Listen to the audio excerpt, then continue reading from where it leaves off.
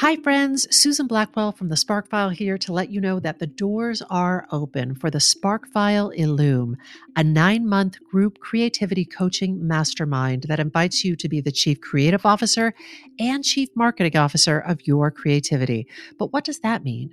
That means in 9 months in Illume, you will clarify and advance your big creative goals and learn how to effectively share your work with the world. Now, if you're listening to this and you're an experienced creative or an accomplished professional who seeks a space where it is safe to attempt something you've never tried before, or complete a big creative project, or take your work to the next level and acquire the skills needed to share your creative work with the world, Illume might be right for you. We are calling in emotionally intelligent, high-functioning creatives who are ready to level up. You can find out more by going to thesparkfile.com/Illume, but do it now to find out if Illume is right for you and to save with early bird discounts. That's thesparkfile.com/Illume. Take a leap, take a risk. Go to thesparkfile.com/Illume and join us for Illume. The Sparkfile podcast may contain profanity and other adult content. Please use your discretion. When I bump into something that inspires me, I dump it in my Sparkfile. Could be something that I want to make or how I want to be. I pump it in my Sparkfile. I jump into my Sparkfile. Let's open up the Sparkfile. Can I ask you a question? Me? Mm-hmm. Damn y'all. Yeah. Have you seen... Wait, are we on? Huh? Oh, we're starting? It's happening. Oh, shit. I'm sorry. Yes, please ask me a question. Have you seen at the 6th Avenue, 23rd Street subway stop? Have you? No. Oh, my God. What's there? I have not been there. It's been a minute since I've been down there. I don't know when the last time I was down there. Is that by Cornelia Street? No, it's that's up by higher. Bed Bath & Beyond. Anyone who doesn't live in New York is like, what? Easy. Why are they talking about that? There are murals of Wegman dogs, those Weimaraner dogs, and I had no idea that they renovated that subway station. And when they did the renovation, they commissioned works by William Wegman. Is that his name? Oh my God. They were these photographs that he took of his famous dogs, those beautiful dogs, taupe dogs. And then a German company, I think, executed the murals, and they're made out of the most beautiful pieces of colored glass and then the occasional like little found objects here and there. And they are so beautiful. I wanted to cry. Oh my God. This is wanted one in my reason to house. ride the subway. Do yourself a favor. I need a I think you have reasons. to swipe. I think you have to get into the subway to see these. But I felt like I was in an art museum. Who decides that's going to happen and who pays for that? Like, is the city like, let's beautify? I guess it could be argued because the MTA, the subway system, is so goddamn broken that the money could have been used in a different way. But I will tell you, it lifted my spirits. I feel like someone has to be a benefactor. Be like, we are gonna make this beautiful. If you are in the New York area, do yourself a favor fave and go down into that subway station. It is beautiful. It is beautiful and moving in ways as a dog lover, but even if you're not, the way the eyes are depicted, those mosaics are so soulful. I said about something that I saw in a subway. In a subway station. Yeah, in a dirty, urine-smelling subway. I wish I could describe for everyone. It feels and looks to me like the beauty is painful to Susan. Like it was painfully beautiful. It hurt. No, I recommend it highly. So pretty. Go get into it. Oh, hey, everybody. Welcome to the Spark File. This is your one-stop lollipop for creative inspiration. Oh, shit. I'm Laura Camien. I'm Susan Blackwell. We are makers. We make all kinds of things. And if you're like us and you're making stuff all the time, you know that sometimes the wellspring of ideas and inspiration can run a little dry. So we are on the lookout for fresh ideas and images and inspiration that spark our creativity and pique our curiosity, things that inspire us to get off our asses and make things like this podcast. Or a kick-ass poem. Or a full-size replica of a triceratops made out of gift wraps and duct tape. Yes. Yes. So yes to that. Every single episode, we're going to reach into the spark file and we're going to exchange some sparks. And then we're going to talk to some folks who spark us too. And if you're not careful, you just might get your wick lit. So without further ado, let's open up the spark file. That's how we say it now. Why enunciate? Why? Who wants to go first? Oh, are we already ready? Is it time? Oh my God. Because I know my spark's going to take some time. Okay. So I feel like we should. Okay. Are you up? I'm up. I'm up. Ready. Yep. Susan, my spark this week. Can I stop you for a second? I didn't think we were quite ready. I genuinely get excited. I get excited like talk to me in a year when I'm like, I'm so fucking tired of this. But right now, like I love putting my spark together and I'm so excited because every time we get together and record, I'm like, I'm getting a Christmas present. Oh. Or a Hanukkah present. Like I'm just like, give me the good spark. I get so excited. I can't wait. I'm excited What's too. it going to be? Oh, God. Well, I don't think you could guess this in a million years. I bet you couldn't guess mine either. Not if I gave you $1 million. No, I probably Okay, what you got for me? My spark this week. Oh, God. Is the anticipation. Reservoir Noir. That's right. You don't even know what it is or what to think. I don't know what that means. Okay. So we're going to take a long and windy road to how I got to Reservoir Noir. All right. Okay. I was thinking this week about this show that I watched a few years ago on the History Channel. It was called The Men Who Built America. Oh. Did you watch this show? Did you see that? Girl, I don't have the History Channel. Oh, God, you missed a good one. I love this show. It was about Vanderbilt. Oh, those men. Rockefeller, Carnegie, the big JP bucks. Morgan, Yeah. and Henry Ford. Gotcha. Yeah. So I assume that if more people had watched it, they would have done more episodes, but I was among Was it the a few. series or one-off? I don't know. I don't know what their intention was. So but you were it super was, committed to it. I watched them all. Oh, so it was a series. Yeah, it was a series, but I gotcha. don't know if they planned to do like more than one season or There's if a they always finite were number like, of men who built America. Is there? Because as you watch these, you're like, oh my God, there's also this and that. You know what I mean? All right. So anyway, I love these shows. Okay. It was really good. And I guess I had never really thought about how, like, of course I'd heard of each of those guys individually, but I never really thought about how they impacted each other.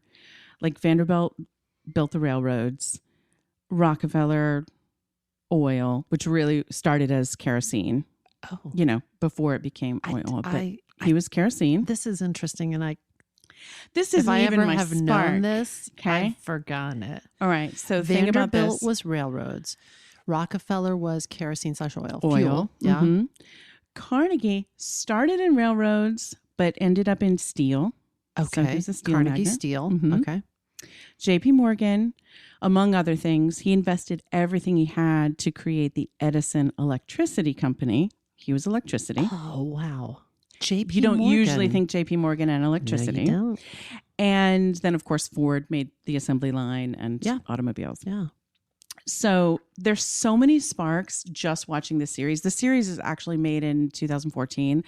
And if any of this sparked anything in anyone, I would say go back and watch it because there's a million stories within. But like, for example, have you ever heard about how Carnegie got people to trust steel? Which seems like a silly concept now because we're like, steel Do you is mean like for the like hardest. building big infrastructures? Yeah. Yeah. And did he build some crazy shit and then basically push he babies was out? a PR man Oh. at heart, and of course that speaks to me. He didn't push any babies. I don't know what you were saying. He didn't push any babies created out some of carts. like dangerous steel related situation, and then was like, "Look how safe! There's babies out there." That's how he talked. No, he did not do that. Didn't do but that. He Allegedly. built, so that I know of. He did not do that, but he built the first bridge across the Mississippi River No for shit. a railroad. And so, as Do you know where it was? Sorry. Damn it. I know I the don't limits to our knowledge. know. Sorry. I knew when I asked you, I saw your Google. face and I was like, I didn't Google. There's so many directions these sparks can go. Sorry. I know. And I just wondered if I need had more driven details. across it or lived near it. It's very possible. Yeah. But it was for the train. Obviously, it was a train track. I drove across it in my train. I mean, at the time, it was for don't a know train. But anyway, it was an enormous bridge.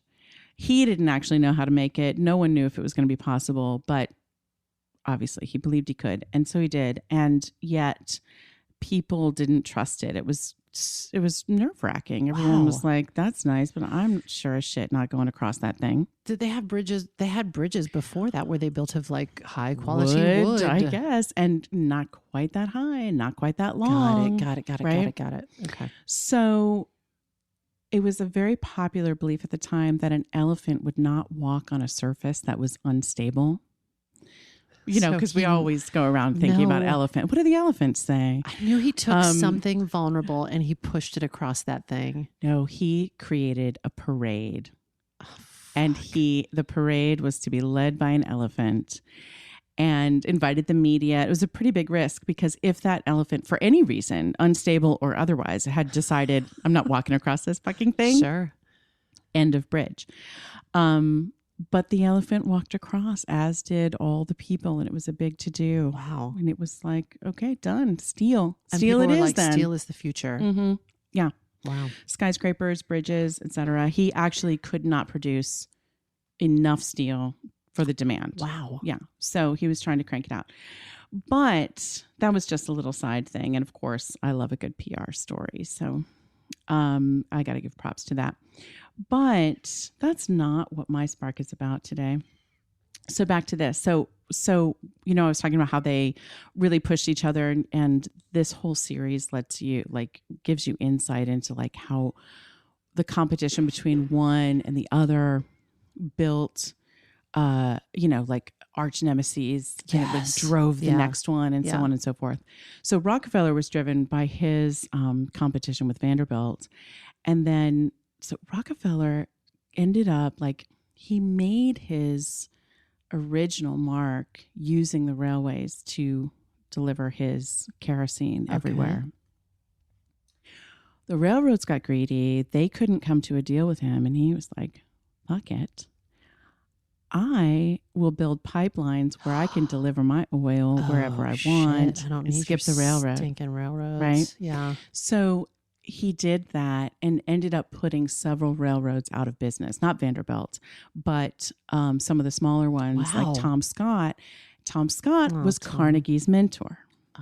Carnegie and Tom Scott basically was driven out of business by Rockefeller and then shortly thereafter got ill and died. Carnegie never forgot that. Never forgot it. It was like, that motherfucker, I'm going to get as wealthy and as powerful as Rockefeller. Wow. So powerful motivation. Powerful motivations, right? So he's out there producing I bet these steel. guys were all dicks, and I bet they were to be around. Yeah, a little bit. But all different in a way and driven by different kinds of dicks. Different kinds of dicks. Really amazing how many different kinds of dicks there are. From time to time, you know, we hobnob a little bit. And from time to time, we'll meet somebody who is really successful, really ambitious, very high flying and accomplished, who is awesome.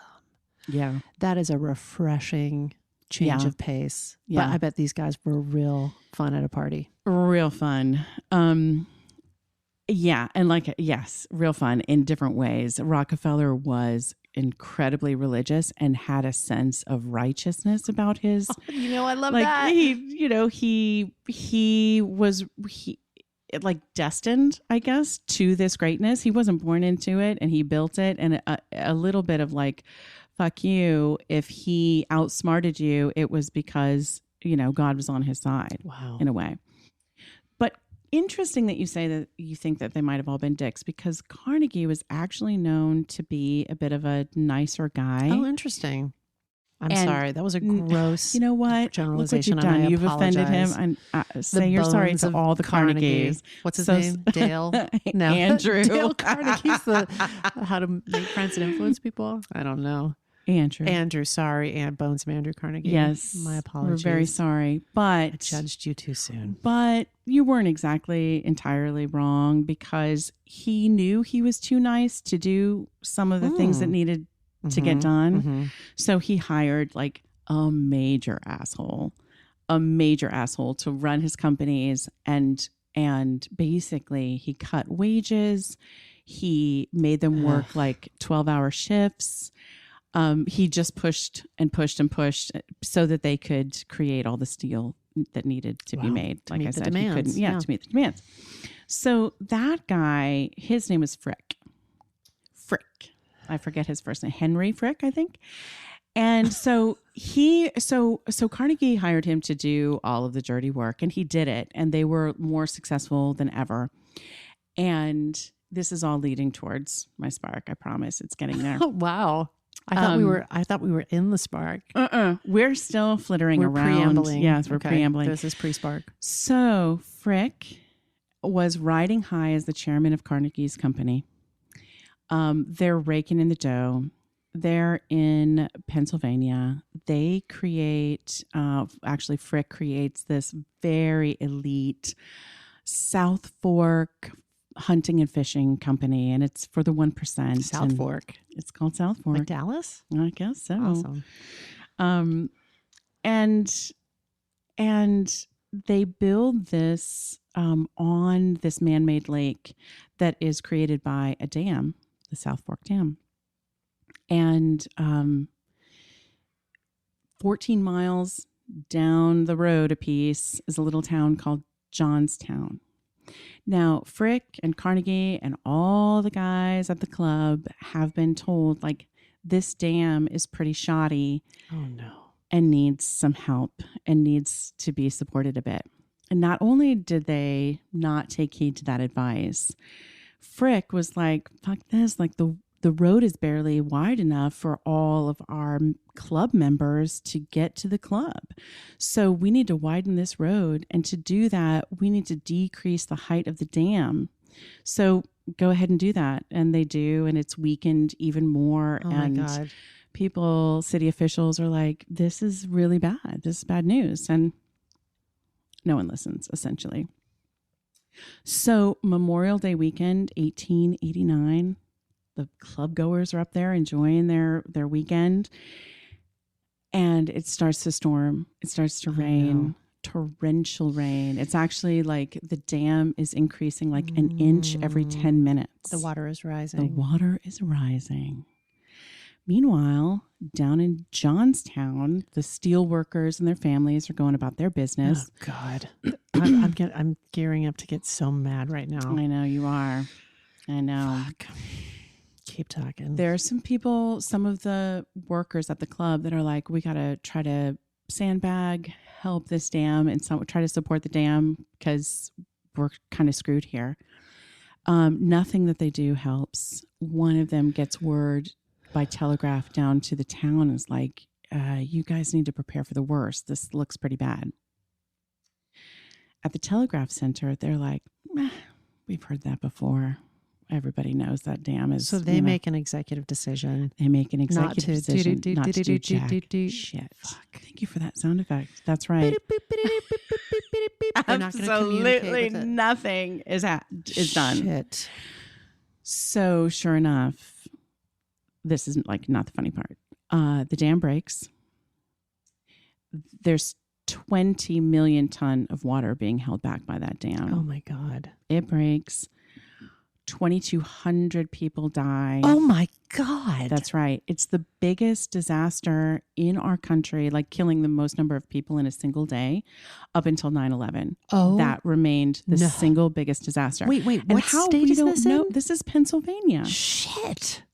So bodies continue to be found like 300 miles away. Oh my God. 1,600 homes are wiped out. Also, totally could have been stopped. Totally due to human negligence. Stopped. That's right. And a little side spark. This what like people from all around the country came to help, and it was the first peacetime effort of like the Red Cross. It was the very beginnings of the Red Look Cross, for the helpers. which is interesting. Fred Rogers. Look for the helpers. So this event, obviously, people blamed the club. People, and there were lawsuits, but they never actually got, held accountable for anything, which was a real drag. Yeah, that is enraging. But Carnegie is said to have been a changed man by this event. Yeah, killing 2,200 people will do that to you. Yeah. And so he goes about, he dedicates money to save this town or rebuild this town. He dedicates money to libraries all around the country. And of course, to building the greatest music hall the world has ever known here in New York City. He essentially decides, one, going back to him being a PR guy, he knows his own personal brand needs some rehabilitating. His legacy, yeah. Yeah.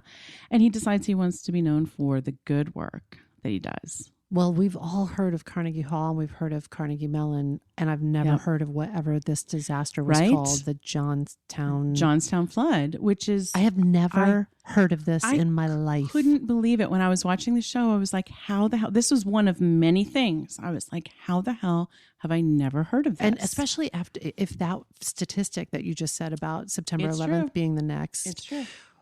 I don't. There were other I was sort disasters of out of my mind during that time, but I don't remember ever hearing this before. There were other disasters that took place over multiple days, but this is like a single day event. Yes, Wow.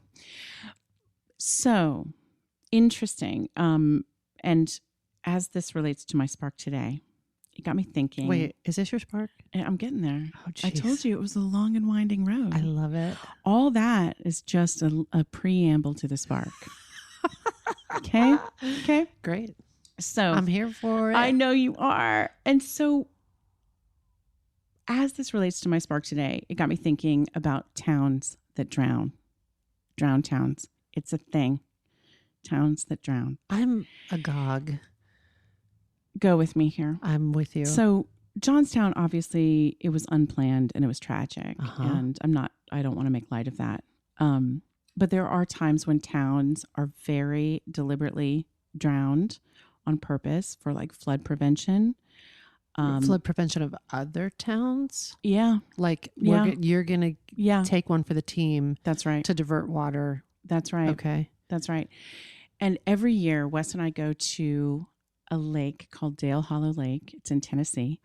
And we go there for his family reunion. And it's so much fun. And it's you just told everybody where you go once a year. It's a pretty big place. I don't think anyone's going to find me there. But if you can find me, kudos to you. We're out on the lake. We're water skiing. We're ski doing. We're like pontoon boating. We're speed boating. Are you about to tell me there's a town under that lake? Susan, there's a little town under that lake. This makes me want to cry. That town is called Willow Grove. Oh, God, it's got a poetic name. It sounds really sweet, right? So last year is when I discovered we'd been going there. I was for out on years. the ski-doo. I was like, my hey, foot brushed something. A church steeple. Really, really crazy. Like last year is the first year I found out about that. I was like, are you kidding me?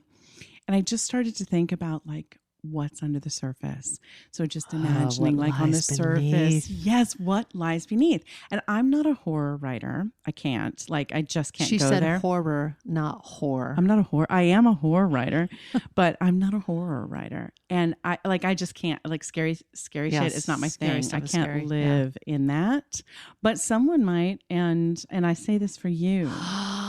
This is such a good spark. Okay, the spark. So here's what I discovered. In 1943, this little town called Willow Grove was told by the government, hey, you best be getting along. We need that land you're on. Oh my God. So we can fill it with water. And the town apparently didn't want it. Like, obviously they fought back, but there was no way. But But if you think about it, 1942, so their sons and husbands are going off to war. Oh my God. And literally going off to war knowing like, so when you get back, this isn't going to be here. Your home's not going to be here. The wives and the daughters and the elders had to pack up all be that. Relocated where nobody knows. I mean, I'm sure some people know, but Wow. I don't know. When I say nobody knows, I mean I don't know. Yeah. They went to high ground. I don't know. Internet knows.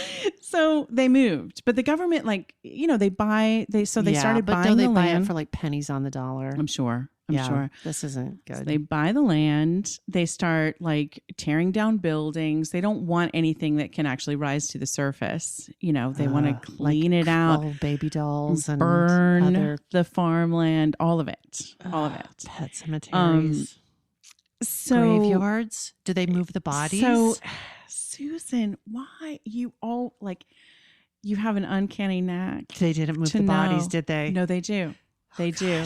But here's the thing. Oh God. Here's the thing. I'm scared. All right. So they move the graveyards and you know, exhume all the bodies. Is it a poltergeist that you only move the headstones? What? No. But in Dale Hollow, there's a legend of Eddie Irons. Let me tell you a little bit about Eddie Irons. This is so ghost story. Okay, go ahead.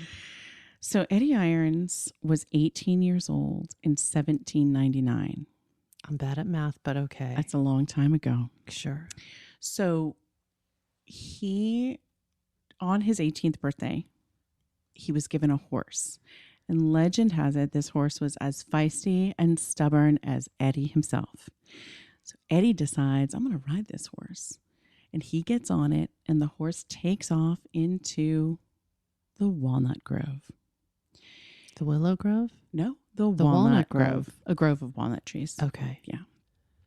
And he hits his head on a walnut, like a low-hanging branch, and dies instantly. Okay.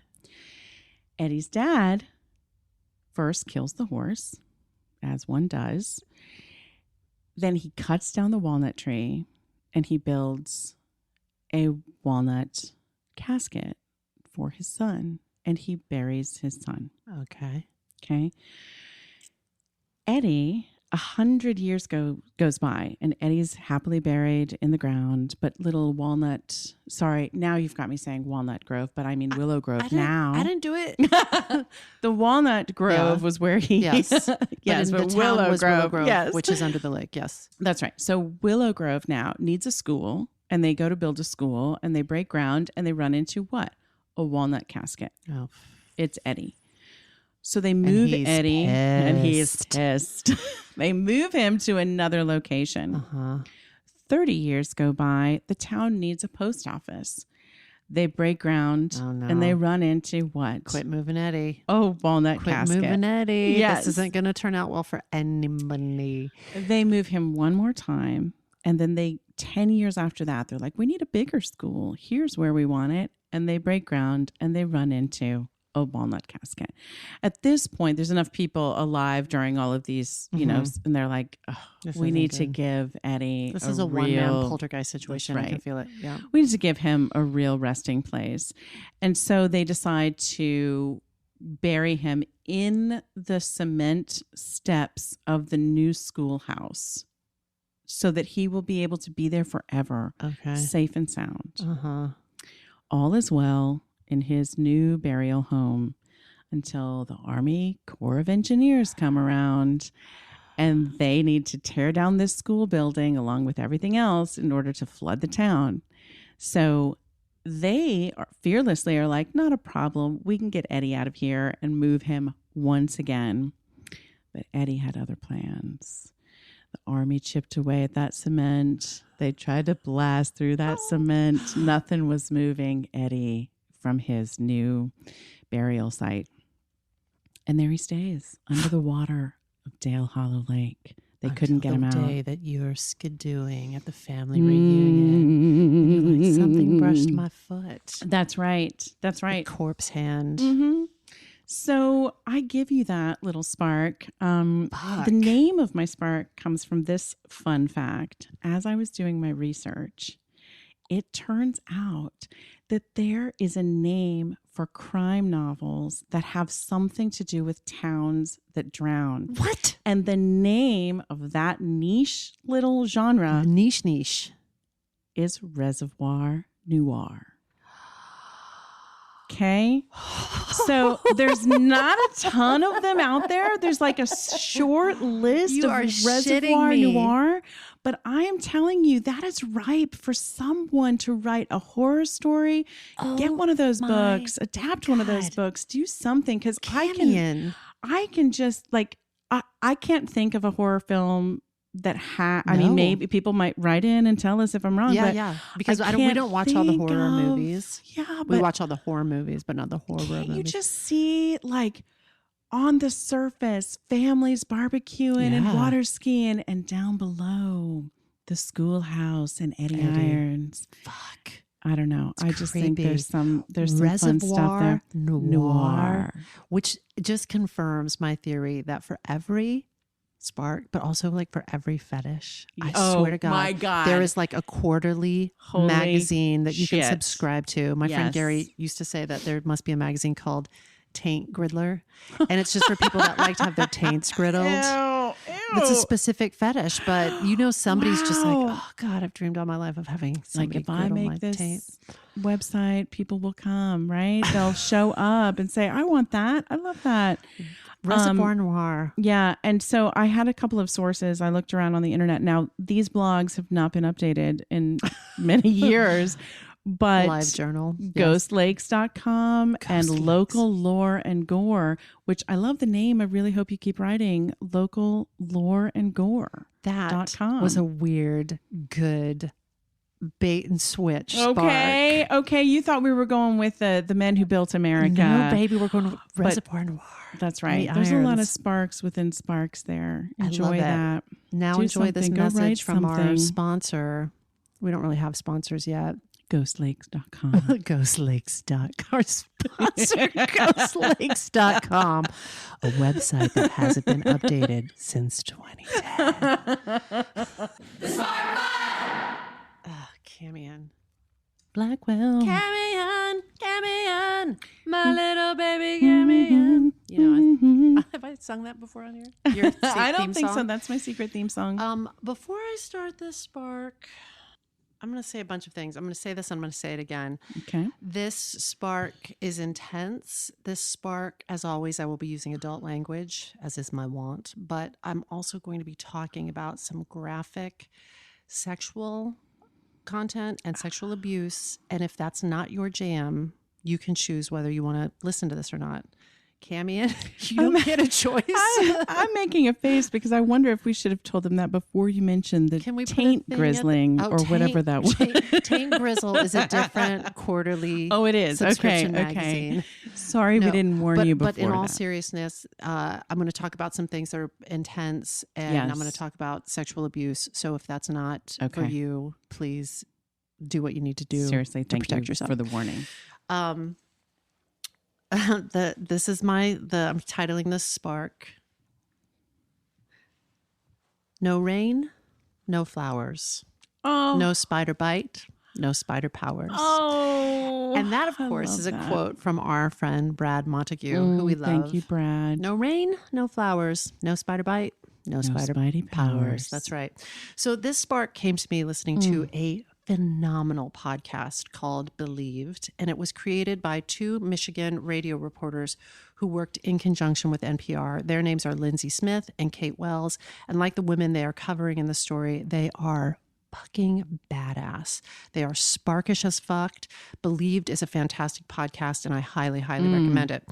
This spark was really crystallized and fleshed out for me by my friend Michael Barres, who's passionate and knowledgeable about the culture that birthed this spark and all the players in the story. He provided me with many resources, and I'll share some of those in a moment. Thank you, Michael. Thanks, Michael. When I teach, I use a definition of creativity that I learned from Sir Ken Robinson. Oh, I love Sir He's Ken a spark. Robinson. We're going to save him for a different day. Fun fact, I've met him and totally crushed on him. I was a little bit embarrassed by my crush. So smart. That's He's a great so crush. smart. He's so funny. He's also like 80 And a genius. and a genius. And I was just like, I'm feeling feelings. I love you. I love you. Aw. Okay, so that was just So Sir Robinson, I just burped, defines creativity as applied imagination. And I add that fights for the powers of good. Applied imagination that fights for the powers of good, because you can be a real life monster like a serial killer or a serial abuser and be profoundly creative. But That's I'm not right. interested in energizing that. So for me, creativity equals applied imagination that fights for the powers of good. I like. Today's spark is what I'm calling a dark spark. Oof. We can find inspiration and source material anywhere, of course. And sometimes life is awesome and sometimes life is nawesome. But the nawesome parts can provide powerful creative inspiration and source material and fuel if you choose to mine it and process it as such. So what I'm going to share with you is at first deeply nawesome, but what is profoundly sparkish and inspiring and awesome to me is what people are creating out of this dark spark. Again, I warn you, I'm going to be talking about sexual assault and other tough subjects, so you get to choose whether you want to continue listening or not. Okay, here we go. Do you know the name Larry Nassar? Oh, Do you know that name? Heard he's a serial killer. No, He's not, but he's a done coach. a lot of damage. He's a college coach. Larry Nassar is the former USA Gymnastics and Michigan State University doctor. Yes. Yeah, Oh, who sexually abused God. patients for Yeah. more than 20 years. And at his trial in 2018, hundreds of women testified at his sentencing. And that's just the women who came forward. This, I'm going to say it, piece of shit, escaped justice for decades and maintained this appearance of being this good guy and this ally and this protector. And most of the time, the ways that he perpetrated this abuse was under the guise of medical treatment. I'm going to speak graphically for a moment. P.S. Also, this is not for children. This is not content for children. Shut it off now. Larry would treat patients who had injuries like a heel fracture or a shoulder sprain with what he was calling pelvic manipulations. And he wasn't even certified to treat the pelvic floor, but your average patient may not know any of this. So he would have a girl as young as 6 years old or a teen or sometimes even an adult woman in his treatment room. And without warning or explanation and without getting consent and without wearing gloves, he would insert his fingers into her vagina. According to experts in legit pelvic floor treatment, you would never do that to a person who, you would wear gloves, you would get consent, you would explain it, and you would only do that with a person who was already sexually active, right? You wouldn't do it with like a kid or a teenager. Or he would massage a patient's bare breast for extended periods of times. This fucker did this to so many people.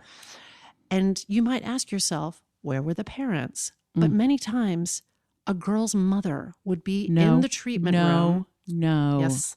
And he would position his body. This is making me so mad and so hot. I'm having such a visceral reaction to this. He would position his body so that the parent couldn't see that he was abusing the girl right there. Just right there, feet from the parent. Oh, that angers me. And so I know. I'm sorry. This is a dark spark, but I promise you, it gets better. Okay. Sometimes parents and victims did report him. So how did he get away with it? So gymnastics culture is apparently, it's very, I took gymnastics for like 2 weeks when I was in the 7th grade. And it was, the culture. I know it. No, yeah. I don't. I mean, it's always something that I wanted to do. And I was like, I'm terrible at this. And but it's very rigorous. It's very tough. And not all, but some coaches are just historically have been brutal. So one of Larry Nassar's best buddies was this guy named John Geddert. And Wikipedia told me he's an American gymnastics coach who coached on the Olympic level. And it says on Wikipedia, many former gymnasts have described Geddert's coaching style as intense, strict, and abusive. Several former gymnasts have recounted that Geddert repeatedly told them to kill themselves. He was known to throw shit in his gym when he was angered. And on at least one account, Geddert shoved a gymnast forcibly enough for her to sustain a black eye, ruptured lymph nodes in her neck, and a torn muscle in her stomach. In 2013, Gettert was under criminal investigation for his abusive treatment of gymnasts. And the county prosecutor's office stated there was enough evidence to charge him, but instead allowed him to seek counseling. What? Yeah. How did that guy get away with it? Or are they similar in the way that they... Well, keep on listening. Okay. So in December of 2013, a former employee of Gettert's contacted USA Gymnastics to inform them of Gettert's abusive treatments of his athletes. And USA Gymnastics stated they addressed the letter writer's concerns with Gettert, though the specific actions by USA Gymnastics were never made public. Ugh. So that's an extreme example of the culture, but it is a real example. And another is, Bella Caroli. Yes, you know him. Yeah. He and his wife ran a... what do they call it? Like a training ranch in Texas. Mm-hmm. And that the environment there also like very extreme, very like athletes were basically separated from their parents and also like they were watched when they ate. They were fed things that weren't nutritious enough. Like, wasn't he eventually accused of sexual misconduct as well? Going down. Like, I don't know about sexual misconduct, but abusive treatment. Okay. Yeah. Okay. So John Gettert and Larry Nassar had this close personal and professional relationship. And many former gymnasts and parents have asserted that the intense and abusive environment that Gettert created in his gym allowed for Nassar, who is this like quiet and seemingly like gentle, good guy who regularly volunteered at Gettert's gym, it allowed him to easily groom gymnasts and gain their trust. And several gymnasts have admitted that Gettert created such a hostile environment that they were unable to approach Gettert about the abuse. And at least one former gymnast testified that Gettert walked in on a supposed medical treatment while Nassar was abusing her, and that Gettert made a joke about her injury and left the room. Oh, God. So that's an extreme example of the environment that some of these girls and women were working in, and the environment that Larry Nassar was a party to. So on top of all that culture, which I feel like you have to understand that. And that, again, I'm saying this is extreme, and I'm not saying all gyms are run this way, and I'm not saying that all coaches are like this. Right. But some were. So on top of that cultural context, throughout the 20 years that Larry Nassar was serial abusing these girls and women, there were some who stepped up and reported him. They told their parents, they told school officials, they told police. And Larry fucking Nassar kept talking his way out of it, claiming it was medical treatment, claiming that his patients didn't understand because they didn't understand their young bodies. And he would provide authorities with these PowerPoints and videos, complex, that detailed the kind of medical treatments and what he was calling pelvic floor treatments that he was doing on his patients in order to make it seem legitimate. So time and time again, he talked his way out of it. Is there any, if anyone saw those PowerPoints now, is there any legitimacy to... Or he just made it up? No, in the podcast, Believed, which is such a good fucking podcast, they go to expert doctors in pelvic floor treatment, and it's worth a listen. But there's sort of like some of the things that he's talking about are legitimate, but not digitally penetrating a young woman who hasn't been explained. There's no gloves on. There's no consent given, and a person who is not old enough to be sexually active. So it was, he could just talk it, be his own expert witness basically. And authorities believed him and let him off the hook. Another thing that he would do when the authorities came a-calling, he'd lean on his cronies, some of them female, to vouch for this work. And so institutions like Michigan State University and USA Gymnastics seemed to cover their asses instead of prioritizing the well-being of these young women. If you want to make me mad, this is a way to make me mad. Be like an institution or an organized religion, or like a company that has a lot of money, and do something like poison the drinking water, or have a culture rife with abuse, and then do everything you can to just cover your ass and bury it in filing cabinets. Nothing makes me angrier that like nobody stood up. Mm-mm. Nobody stood up. And I'm talking about the people in these organizations. I'm not talking about like the parents and the victims of this and the survivors of this. They not only didn't stand up, but then like someone went back to these girls to explain, no, what you've experienced actually is legit and we're not going to do anything about it. And sent them back into treatment. Treatment. I'm making a quotey gestures. Treatment. Oh God, all these people have to go fuck themselves so hard. So you may be asking yourself, how did this guy finally get taken down? Yes. This is where we pivot. Okay. It was the great work of there's so many people contributed to the takedown. But this is, to be clear, 20 years in the making. Yes. Okay. Yes. Okay. There is a Michigan State University police detective named Andrea Mumford who started asking questions that nobody had asked before. Do you know when? Just out of curiosity. It's not that far. It's not that long ago. I'm going to say 2016, 2017, 2018. What insight did she? She asked a question nobody had asked before, like, when you're examining a patient, or when you're providing medical treatment to a patient, do you ever get aroused? And all of a sudden he was like, I shouldn't. I mean, humming. Wow. And it's like, you hear the recordings and in the podcast, you hear the recordings of his brain starting to fracture because somebody is getting too close to the hot spot. So Andrea Mumford, shout out. Writers from the Indy Star, a newspaper in Indianapolis, who busted this shit open with some investigative journalism. An amazing woman / lawyer / survivor of Nassar's abuse named Rachael Denhollander. This woman is a warrior. This woman is a warrior. And when nobody else was standing up and naming, there were people that had come forward, but they were not using, they were protected. They weren't using, they were using anonymous names, just, and P.S. Bless you. Yes. Bless you. Of course.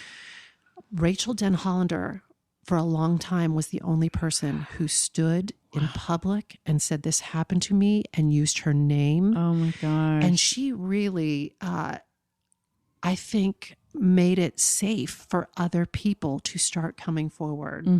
These people, finally, they worked together and independently, and together they brought this shit to light and finally got him prosecuted. Holy crap. This is from the podcast Believed. Did I mention what a fucking good podcast this is? Their journalism is excellent. There's this one woman in the lawsuit. Her name is Kyle Stevens. Her family had been friends with the Nassars, and they all got together from the time that Kyle was a little girl. They all got together once a week to make dinner together ever since she was like 5 or 6. As a child, Kyle had told her parents that Nassar was abusing her, but she was not believed. Yeah. And he would be like, well, you're cooking dinner. I'll go in the basement and play with the kids. And he'd get them like playing hide and go seek. So they'd all be separated. And then he would abuse her. Right. So she totally told her parents. They totally didn't believe her. And oh my God. Yeah. And they kind of made her life a living hell a little bit. And like, you're lying. Oh my God. Yeah. Tell the truth. When are you going to tell the truth? And it became a real pain point between her and especially her father, and really fractured the family apart. So instead of reporting it, they took her to a child psychologist who also sounded like a total creeper. And even though he was a mandatory reporter of such abuse allegations, he didn't seem to ever have reported it. No way. Girl. Yes. Again, stand up. Stand up, people. Stand up.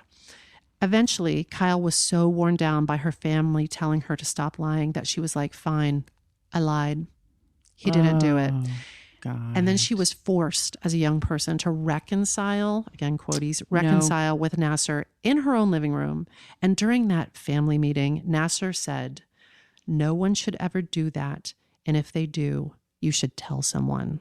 Oh, God, this is a dark Son spark. of a bitch. Oh, So, God. as you can imagine, not only does this abuse do all the things that abuse does to a person, but like I said, it just blows her fucking family apart.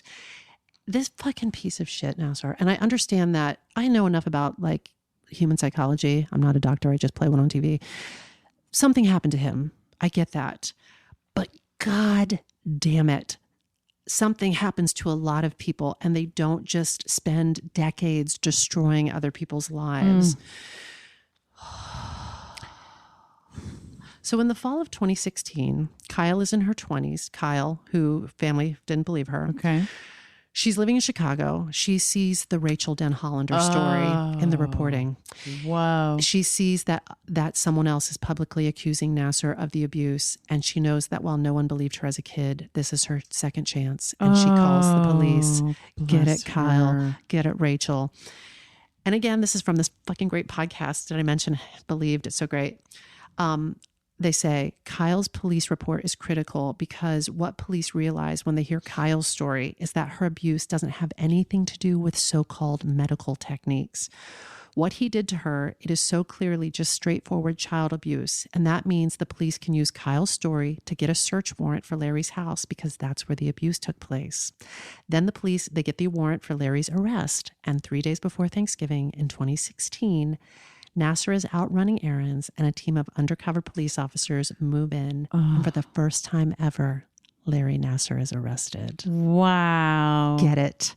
Wow. Get it. That's awesome. I see, I'm going to cry. I see so much bravery and risk-taking and creativity and tenacity and strength in the work that these people did and the work that those journalists at the Indy Star did in bringing that story and the way that Rachael Denhollander, oh my God, her complete, intelligent, and thorough approach. You've got to listen to this podcast. To the way that she came forward and led the charge with other survivors, and the way Kyle Stevens worked with the Michigan police to get Nassar arrested finally, and the way Detective Andrea Mumford conducted her interviews, asking questions that nobody thought to ask before, and the way lead prosecutor Angela Povolitis, I hope I'm saying your name right, Angela, she's never going to listen, made the case in court. It was so strategic and intelligent and badass. And that bravery was so contagious so that other survivors of Nassar's abuse could stand up and be heard. And it's so goddamn inspiring. And it's so, it's so sparkish. And then the way Judge Rosemarie Aquilina conducted the trial, admittedly, it was controversial. Some people felt that she was not entirely impartial towards Larry Nassar. But it sure as fuck was sparkish. I mean, even if whether you're thinking about how you live your life or the art you want to make or a character you want to write in a novel, this judge is sparkish as fuck. At this point, Nassar had already been sentenced to, I believe it was, I've seen in different places, it's either 50 or 60 years in prison, I believe, for the possession of child pornography that they found when they raided his house. Not this guy. This guy. So before sentencing in the case, so he's already, sentenced to what's probably going to keep him in prison for the rest of his life. Before the sentencing in this case of his sexual abuse of these victims, 20 years of victims, Judge Rosemarie Aquilina gave every one of Nassar's survivors who wanted to speak a chance to stand in that courtroom and provide him with a victim. I don't think it's a victim impact statement. I think it's just an impact statement because y'all are survivors. That's right. We are survivors. And Mother of God, the self-expression that poured out of these women. It was some of the greatest writing. Rachael Denhollander delivered a 30-plus minute statement that was as powerful as any sermon I have ever heard. And her I have a dream refrain that she repeated over and over was, how much is a little girl worth? Oh. How much is a little girl worth? Oh, God. Kyle Stevens, who I just told you about, who had been abused by Nassar in a non-medical context, said this. Oh, fuck me, I'm going to cry. After my parents confronted you, they brought you back to my house to speak with me. Sitting on my living room couch, I listened to you tell me no one should ever do that. And if they do, you should tell someone. Well, Larry, I'm here not to tell someone. but to tell everyone. Oh. Ooh. Get it, Kyle. Ultimately, 204 people got to stand in that courtroom and tell. 204. Yeah. 204 people. There's a soundbite from the woman whose her job was to organize the people who wanted to make an impact statement. And as people started to make statements and it was being broadcast on the news, so you have to remember, I got to take a breath. You have to remember there were people, oh my God, there were people sitting at home. Yeah. Who had been abused by him watching this, and they were watching this in real time, and they were not party to the lawsuit. And they were like, me too. And people were just like surfacing and signing up. And there was a situation, I know, I didn't watch all of them, but I know there was at least one that I'm aware of where the mother spoke because the young person who had been abused never came back from it and ended up taking her own life. Oh, no. But it just like the self-expression of people standing there so bravely. In their power, looking him in the eye and saying what they had to say. I will not be ashamed. I will not be broken by you. That's right. Yes. It was, wow. 204 people stood in that courtroom and told their stories. And then Judge Rosemarie Aquilina sentenced Larry Nassar to 40 to 175 years in prison. And before she adjourns, she says, I just signed your death warrant. Yes. It may be controversial, Holy but crap. as a survivor, I was like, that is satisfying. That is satisfying, Judge Aquilina. So wow. I find spark in that. I find inspiration in that. Hell yes. But there's more. These athletes are trained to be so strong physically and mentally. They have discipline, they have grit, they have this high tolerance for pain, they have strength and poise under enormous pressure. And now this army of girls and women is realizing that they can take all of these powers that they have been trained into them and their anger and their anguish, and they can do something with it. That's right. Michael Buress compared it to a superhero origin story. Bruce Wayne saw his parents murdered. Kal-El was orphaned on his exploded world. Logan was tortured and rose up and became Wolverine. What we're seeing with these women is that same principle, but in real life. The powerless and victimized experience this event where their latent superpowers emerge, and these girls and women are legit superheroes. They're super strong. They're crazy skilled. They're disciplined. They're exceptional beings. And suddenly they're understanding they can use all these skills that they have and fight hard for the powers of good. And many of these women, some of them Olympic athletes, are using these superpowers to change the culture. There was this great article in Vanity Fair. When asked if she would compete in the 2020 Games, Olympian Aly Raisman waved away the question. The win she wanted now was not Olympic gold, but an eradication of sexual abuse and also of the sport's psychologically and physically abusive aspects. She said, right now, the most important thing is doing as much as I can to make change. Because you have to remember, this is so complex. These women and girls, these athletes, they have love for the sport. That's and they've right. committed their lives. That's right. And great expense and so much sacrifice to the sport. And I love that, like, not only can like one fucker or five fuckers not take that love away, but also they're sort of like, we're going to keep what we love. We banish you and we're going to make this experience what we want it to be and make it healthier for ourselves and for future athletes. At UCLA, under a coach named Valorie Kondos Field, there's discipline, there's rigor, but there's also creativity, there's self-expression and support. She's this amazing coach. They call her Miss Val, and she comes not from a gymnastics background, but from a dance background. She's a choreographer.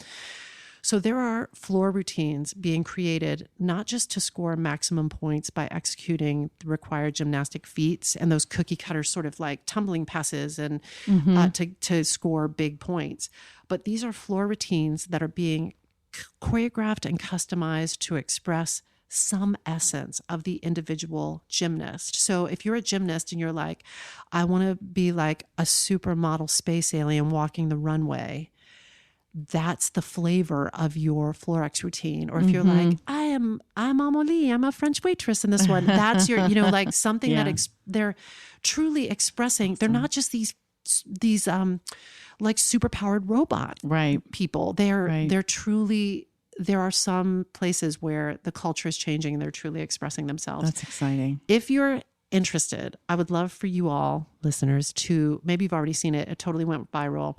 There is a Florex routine by a gymnast named Katelyn Ohashi that went viral. Do you know what I'm talking about? I think so. It's set to, it's a bunch of songs chopped together, but it is joyous. Yeah. It is so joyous. Are they Motown songs? It is. They had, so she did this Florex routine in competition. It's so fucking joyous. They had to resubmit her first tumbling pass, this ridiculously hard combination, because it wasn't in the code of points. They didn't know how to score it because it was so new and so complicated and so hard, and nobody else in the world is doing it. So they had to like go back and be like, oh, how do we score it? P.S. Spoiler, she gets perfect 10. Her work, so it defies standard scoring. This is a gymnast who a few years earlier had been struggling with body shaming, coming, P.S., from the internet. Oh, thanks, internet. fuck off. Body shaming, eating disorders, and a joylessness that made her say, I don't want to be great anymore, because what comes with greatness is all that horseshit. Bullshit. But this great coach, Miss Val, was like, let's unpack that. Let's figure out how you can have you can be great and you can be happy and complete and whole. I want Miss Val on this show. No shit. No shit. I want to get to the bottom of that. Miss Val, and so Miss Val is getting ready to retire. She's been doing it for like 40 plus years, and she had cancer. And she's like, I don't know what my expiration date's going to be. And I think her team though will be in very good hands when she finally does retire. But she was like, there's a lot of things in the works. And one of the things she said was a Broadway show. Sparkfile, Miss Val, get on this podcast. Oh, that's excellent. Wait, that was on her wish list, or things that are already happening? I think like potential projects. Hello. So to see somebody like Katelyn Ohashi under the direction of Miss Val, seeing Katelyn rise up, coming from that dark place, and seeing her rise up and doing that work that is so advanced and so joyful. And on top of it, she's a poet, and she's so self-expressed in her poetry about like how goodbye to this bull crap. Those are my words, not hers. Like I'm standing on these feet now. Again, my words, not hers. These athletes are becoming artists and activists. They are creatively fighting so hard for the powers of good, for themselves, for their culture, and for the world. I don't wish this kind of pain and adversity on anyone, but there's a saying that I love that goes, if your heart is broken, make art from the pieces. And I feel like these hearts got broken, and they are creating greatness from the pieces.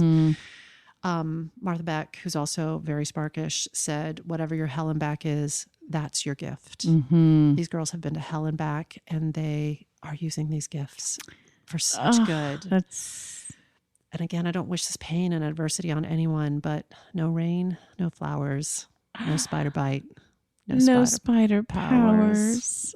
Oh, dark spark. Hashtag dark spark. But so good. Sorry, that was a lot. I know that was so empowering. It was intense. I feel sad, happy. I can't wait to, we'll be posting that video because I distinctly remember it, and it is so joyful, just like doesn't even capture. It's like tip of the iceberg. Even I remember watching it more than once and watching all the people around the mat. That's right. The dancing and doing pieces of the choreo with her. Yes. And celebrating her. So joyfully. Like you couldn't watch it without your spirit being lifted, literally. Yes. And those meets, those UCLA meets, they sell out Poly Pavilion. I mean, there's such love for these athletes, and I share that. I have no claim to you, beautiful people, and I'm so proud of you.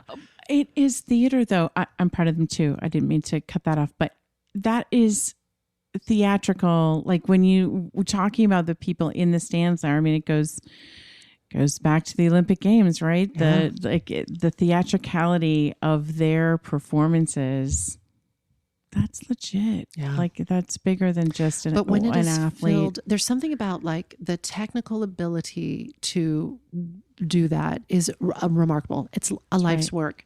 When you have all of that technical, that physical precision, the mind, the mental grit that it takes to really work at the top of your game when the stakes couldn't be higher. And then you pump that full of joy. Pump it full of joy, and you see it just like moving through her in that performance. It is, it's inspiring. It inspires me. I can't wait to share that out because we're going to be sharing that. And I'm inspired to be. I'll tell you this. I mean, there have been times in my life when I have, come forward and talked about things that have happened to me, and I know how much bravery is, that word is thrown around so much, but it requires enormous amounts of bravery. It is so fraught. And I'm just so proud of them because they really went up against an entire culture. They stood up against a big wave coming at them, and they prevailed. So proud of them. I was just thinking about like small examples in my life as well. Like not nearly what they went through, but calling someone out, scary, and saying, here's what went down, and I'm not okay with it. And being told you should be kind of embarrassed telling people that. Yeah. I'm like, why should I be embarrassed? The bad behavior was not on my part. Yeah. And this is a fraction. I'm like a tiny, tiny sliver of what they went through, like what people will say to you in order to shut you up. Yes. There's really no limit to what people they will say. tried to shut these girls up and shut them down. Unbelievable. It kills me that women did it too, like shut them down. That's what I just don't like. When you said that earlier, I didn't want to interrupt you, but I was like, do you think those women knew 100% what was going on, or did they, close their eyes and want to believe the best? I don't know. I didn't this was so big, and I just was trying to stay on track. So I didn't. One of the questions I had when I was talking to my friend Michael about this, because he is so knowledgeable about this. He loves, there's certain sports he loves, and he was a gymnast and loves gymnastics. He needs to work on that Broadway show. I'll just put a little plug in because there would be no one better than Michael Barras. For you. If Miss Valorie Kondos Field choreographs a Broadway show, does a Broadway show, Michael Barras needs to work on that. Yeah, he does. Oh my God, that's such a good spark. We're going to make that happen. We're going to will that to happen. What was I saying? I don't know what I was saying. But, so I didn't, one of the questions I have for Michael was, what's happened to some of these people that kind of aided and abetted? And I don't know that he knew. And P.S., some of these, like at USA Gymnastics and at University of Michigan, all the chips have not fallen yet. Wow. There's still investigations going on. And good. And my hope is, because I don't think that these institutions have, I'll just put it this way. I don't think that they have always prioritized the well-being of these young people. That's right. I think there was a lot of cover your ass behavior and a lot of sweeping under the rug behavior. But I hope that all of the truth will come out just to, I hope so too. For justice, but also to protect future That's people. Right. The next generation. All these people. Ooh, that was a tough ride to go on, Susan. I'm glad we went on it, though. Are you okay? It feels good to, Did that make you feel feelings? I felt a lot of feelings. Yeah, me too. But ultimately, it's very You know what I say, though, when I say this, and I mean it, and I live it? It's not for everybody. It's not for everybody to want to look at these things closely or even further make things out of them. That's right. But if you are so inclined, if you are an artist who is so inclined to be sparked by such things, there's so much to be made out of it in terms of it could be an act of social justice. It could be an act of any art form. Absolutely. But also I say to myself and to my students a lot, it's tolerable. I can feel these feelings, these strong, sometimes challenging feelings, and I can hang in there. It's tolerable. That's right. We're strong conduits.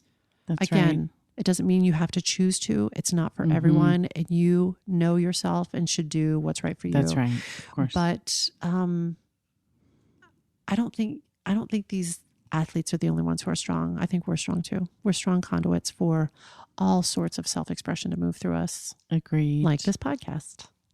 Is that it for this episode of the Spirit Feel? I feel quite satisfied. Take a deep breath, everybody. I hope that this put another bunch of sparks in your file. Listen, if there is a spark that you'd like us to explore, or you have a spark you'd like to share, or if you've heard some of these sparks and you're making something out of them, we want to know. We do want to know. Email us at the spark file, only to celebrate you. We just want to celebrate you. That's right. Email us at the sparkfile@gmail.com, and be sure to subscribe to the shenanigan wherever you get your podcasts. As the kids say, subscribe, rate, and review. Is that how kids talk now? I don't know, Grandma. Rate and review. Listen up. If something does tickle your fancy and it gets your creative juices flowing, it's your turn now to take a spark and fan it into a flame. You got to write it. You got to recite it. You got to knit it. You got to go on and get it. You got to take it and make it. When I bump into something that inspires me, I dump it in my spark file. Could be something that I want to make or how I want to be. I pump it in my spark file.